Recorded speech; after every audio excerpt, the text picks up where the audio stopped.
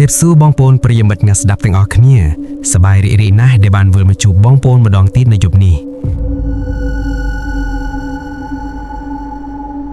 តើបងប្អូនទាំងអស់គ្នាសុខសប្បាយជាទេសម្រាប់បងប្អូនដែលទើបតែចូលមកស្ដាប់ជាលើកដំបូងខ្ញុំសូមស្វាគមន៍ដោយក្តីរតែបំផុតមកកាន់គ្រួសារអ្នកនិទានរឿងរបស់យើងបងប្អូនដឹងទេរាល់ពេលដែលយើងបានជួបគ្នាបងប្អូនតែងតែផ្ដល់កម្លាំងចិត្តឲ្យខ្ញុំតាមរយៈការចុច like និងការ comment សួរសុខទុក្ខដែលវាគឺជាថាមពលដ៏ធំធេងសម្រាប់ខ្ញុំយប់នេះដើម្បីជាការតបស្នងខ្ញុំបានសម្រេចចិត្តនាំយកអាចកំបាំងមួយដែលខ្ញុំលាក់ទុកជាយូរមកហើយមកចែករំលែកជូនបងប្អូនស្ដាប់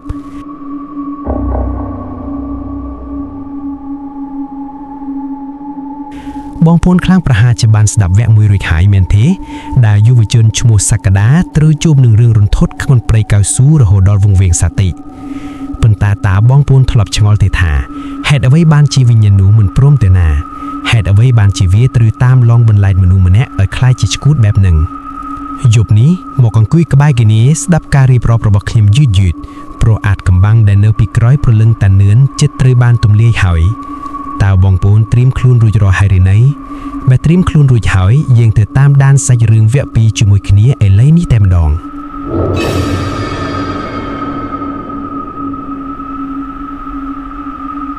តើបងប្អូនដឹងទេថាអ្វីដែលគួរឲ្យខ្លាចជាងការគ្រៀងខ្មោចគឺការដែលយើងដឹងពីមូលហេតុដែលវិញ្ញាណនោះមិនព្រមទៅចាប់ជាតិ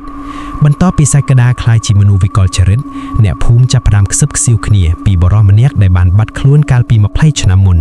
បរិសម្នាក់ដែលមានសំណាងអាក្រក់បំផុតដូចជាសក្តាអញ្ចឹងដែរបងប្អូនឆ្ងល់ទេហេតុអ្វីបានជាខ្មោចនោះមានក្បាលត្រងោលហើយមានសក់ដុសចេញពីមាត់តាមពិតទៅ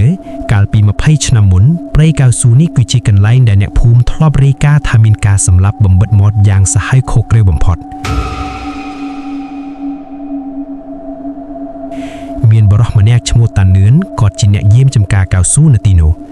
តានឿនជាមនុស្សស្លូតបូតណាស់បងប្អូនអើយប៉ុន្តែសំណាងអាក្រក់គាត់បានទៅឃើញទង្វើអាក្រក់របស់ពួកចៅព្រៃដែលកំពុងតែចែកលួយគ្នាបងប្អូនដឹងទេពួកចៅទាំងនោះមិនត្រឹមតែសម្លាប់គាត់ទេប៉ុន្តែពួកគេបានធ្វើរឿងមួយដែលសាហាវលើសពីមនុស្សលោកអាចធ្វើបានពួកគេបានកោរក្បាលគាត់អាចត្រងោលរួចយកសក់ដែលកោររួចទាំងប៉ុន្មានច្រកចូលទៅក្នុងមាត់របស់គាត់ច្រកឯណែនបំពង់រហូតដល់គាត់ដកដង្ហើមមិនរួចហើយក៏ស្លាប់ទាំងភ្នែកនៅបើកនៅឡើយរួចពួកគេក៏អូសសាកសពគាត់ទៅទម្លាក់ក្នុងរណ្ដៅដីតែមួយដែលសក្តាបានដួលចូលនោះឯង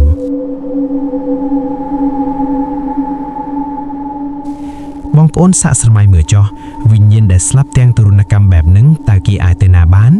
គេនៅចាំទីនោះចាំសងសឹកចាំរកអ្នកមកនៅកំដរ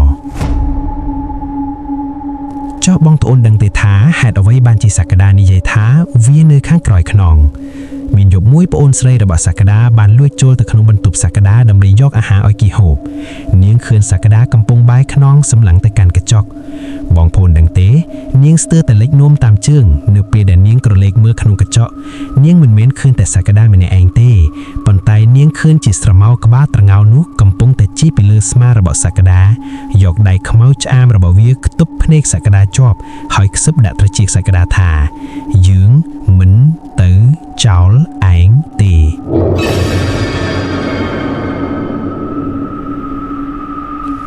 បងប្អូនអើយរឿងនេះវាមិនទាន់ចប់ត្រឹមនឹងទេចាស់ក្នុងភូមិនិយាយថាបើកាលណាវាបាំងកត់ចំណាំនរណាម្នាក់ហើយទោះរត់ទៅដល់ចុងភពលោកក៏វានៅតែតាមរកឃើញដែរ